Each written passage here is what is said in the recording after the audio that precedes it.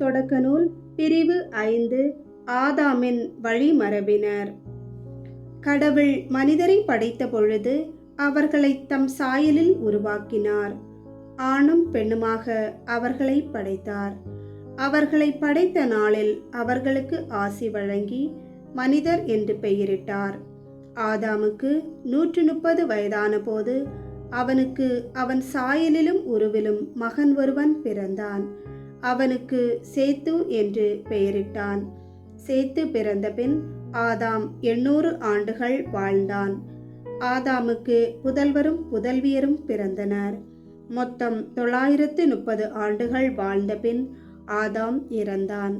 சேத்துக்கு 105 வயதான போது அவனுக்கு ஏனோசு பிறந்தான்.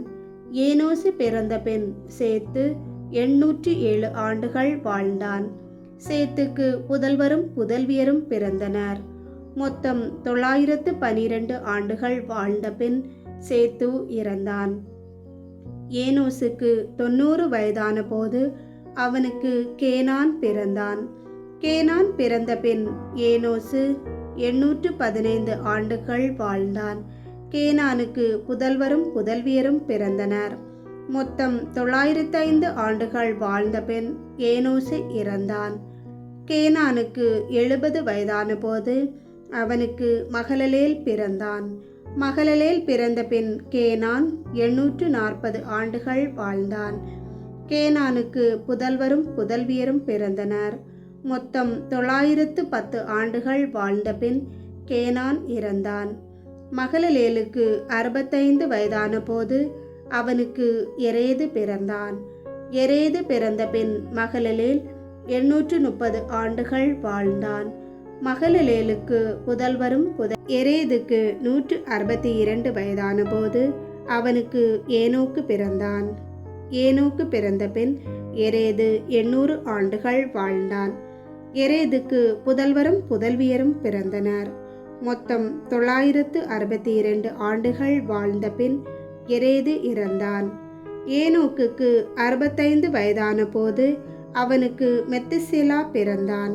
மெத்துசேலா பிறந்த பின் ஏனோக்கு 300 ஆண்டுகள் கடவுளோடு நடந்தான். ஏனோக்கிற்கு புதல்வரும் புதல்வியரும் பிறந்தனர். ஏனோக்கு மொத்தம் 365 ஆண்டுகள் வாழ்ந்தான். ஏனோக்கு கடவுளோடு நடந்து கொண்டிருந்தான். பின்பு அவனை காணவில்லை, ஏனெனில் கடவுள் அவனை எடுத்து கொண்டார்.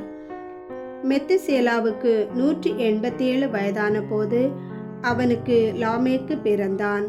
லாமேக்கு பிறந்த பின் மெத்துசேலா 782 ஆண்டுகள் வாழ்ந்தான். மெத்துசேலாவுக்கு புதல்வரும் புதல்வியரும் பிறந்தனர். மெத்துசேலா மொத்தம் 969 ஆண்டுகள் வாழ்ந்த பின் இறந்தான். லாமேக்கிற்கு 182 வயதான போது அவனுக்கு மகன் ஒருவன் பிறந்தான். அவன் ஆண்டவரின் சாபத்திற்குள்ளான மண்ணில் நமக்கு உண்டான கடின வேலையிலும் உழைப்பிலும் நமக்கு ஆறுதல் அளிப்பான் என்று சொல்லி அவனுக்கு நோவா என்று பெயரிட்டான்.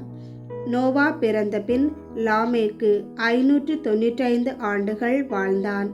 லாமேக்கிற்கு புதல்வரும் புதல்வியரும் பிறந்தனர். லாமேக்கு மொத்தம் 777 ஆண்டுகள் வாழ்ந்த பின் இறந்தான். நோவாவிற்கு 500 வயதான போது அவருக்கு சாம், காம், எப்பேது ஆகியோர் பிறந்தனர்.